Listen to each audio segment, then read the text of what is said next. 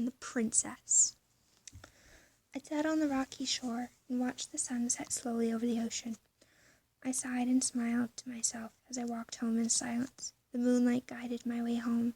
The cool wind blew my chestnut autumn-colored hair in my face, making me crack into a fit of giggles. "Hey, haven't seen you in a while. I've missed you," a voice said behind me, hidden in the darkness. I jumped at the sound of the voice. I whipped around and came face to face with my one true love, an outlaw named Jim. I watched as he smiled and leaned against the tree as he lit a match and held it to a small green lantern. I sauntered over to him, my dress fighting with the wind. "What are you doing out here, creeping around in the dark, pirate?" I teased, smiling. "Just protecting Timbale's little sister, princess." Jim mocked as he grabbed my waist, pulling me close to him. We leaned in close together and kissed. Jim put his other hand on my back and let the lantern drop with a small clank. What are you doing anyway? It's dangerous on those rocks. You could get hurt," Jim said, concerned. "I have to go by the rocks. It helps me think, and I like the water. I feel like I have a connection with the sea," I said dreamily. Jim shook his head, smiling, and took my hand, walking me back to the castle. It was forbidden for a royal to court an outlaw. If Timbale found out, he would maul me like a lion that had not eaten in 3 years. Timbale was my older brother, and heir to the Hackerville throne. Our father, Odysseus, was both a sailor and ruler of Hackerville, even though I was destined to be queen, and also Timbale's sister. He acted like he was both my protector and my teacher. We should get going, or else Timbale's going to get worried and send all his wise men on a great hunt to find me," I said, worried. I watched as Jim bowed his head and sighed as we got close to my bedroom window.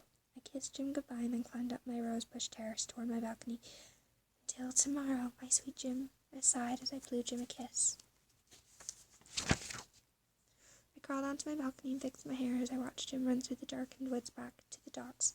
I smiled and pushed a strand of my hair behind my ear. "Claudia, may I come in?"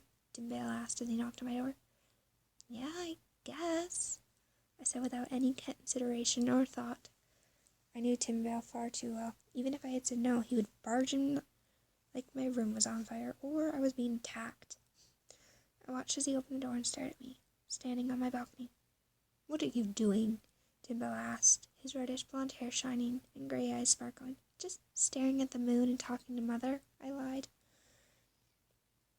Our mother died a long time ago due to her falling in love with a pirate and was killed by our own father. All because of Mother's choice to fall in love and to follow her heart and not listen to someone else's choice. Timbale had always hated our mother ever since, and pirates even more. Why would you even talk to her? She's a traitor, Timbale said coldly. I know that, but she's still our mother, and I know you have mixed feelings for her, but she's our mother, and I love her, I said, refusing to look at Timbale. No, she's your mother. She stopped being my mother the day she left us, Timbale said.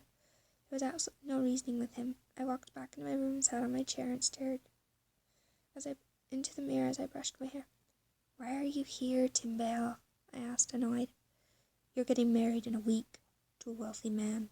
His name is Clifford, and used to be my teacher, Timbale told me, smiling. I am not marrying an old man. Why can't I marry for love, like Mother did, I asked. Love doesn't mean anything. And look what happened when Mother fell in love. She was killed, screamed Timbale. Mother found love in a horrible man and made him something beautiful. Why can't I be like her? As far as I'm concerned, we do not have a mother, and you're marrying Professor Clifford, Timbale told me as he stormed out of my room.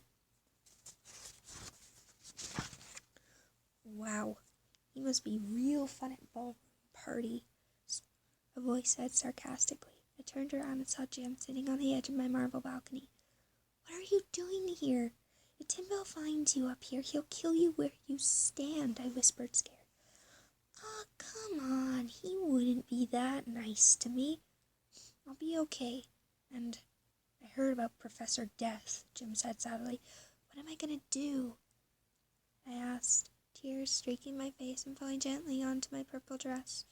Jim cupped his hand in my face and wiped away my tears with his thumb. Run away with me. Sneak out tomorrow night and meet me at the docks.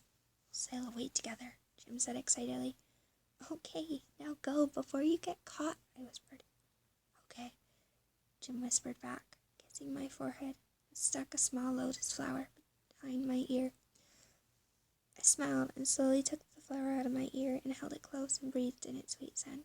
I fell asleep on my bed, staring at Jim's flower lying on my bedside table.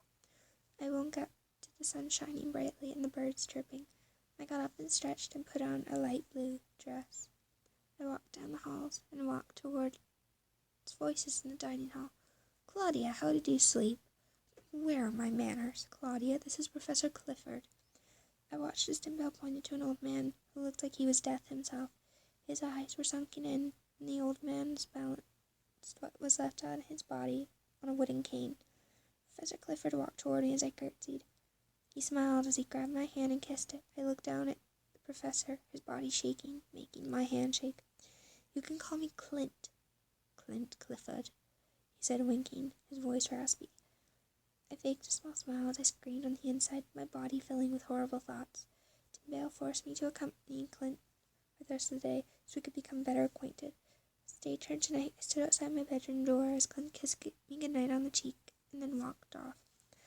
I forced another meek smile and then slipped into my room and grabbed a small bag and my dresses. I grabbed the lotus flower and a small painting of Mother and Father. I took one last look at my room before I crawled down the terrace. I jumped down and ran towards the docks. I refused to let myself rest, in fear if I did, I would be caught. When I saw the docks, I gasped and smiled as Jim stood beside my lordships, pacing back and forth. Jim! I screamed, with tears of joy. I watched as he turned toward me and smiled as I ran into his awaiting arms. I thought you had changed your mind, Jim confessed. I hugged him close as I shook my head. I took Jim's hand and intertwined it with mine as he guided me toward his ship. Let her go, you animal, Tim Bale screamed. I looked around to see Tim Bale and Clint standing in front of a million guards as Tim Bale held a knife ready to throw. Get on the ship. We'll be there in a minute. Just be ready to set sail, I whispered to Jim. Jim nodded and waited for me on the ship's deck, ready to set sail and leave. I walked over to Tim Bale as he scowled at me. What are you doing? Tim Bale seethed. Living my life, I replied, ignoring Clint's sad look. Princesses do not fall in love with pirates, Tim Bale yelled. Tim Bale, please, let her go. She's old enough, and I'm sure your father will understand, Clint said, trying to calm Tim Bale down. This is between Claudia and me, Tim Bale said, disgusted with both of us. I watched in horror as Tim Bale grabbed a nearby guard's gun and shot Clint straight onto the heart. I gasped and looked at Tim Bale. I walked up close to him and dug my knee into his family jewels. I watched as he fell to the ground in pain and dropped his knife. I grabbed his knife and went behind him and held the knife close to his throat. I'm not a princess. I am a pirate. With one swift motion, I slit his throat and watched as he fell, his throat filling with blood. Long live the king, I said, dropping the bloody knife. I ran onto the ship and into Jim's awaiting arms. You are now officially a pirate, Jim said, smiling. We sailed off, starting a new life, and my brother was left to bleed out and die. The end.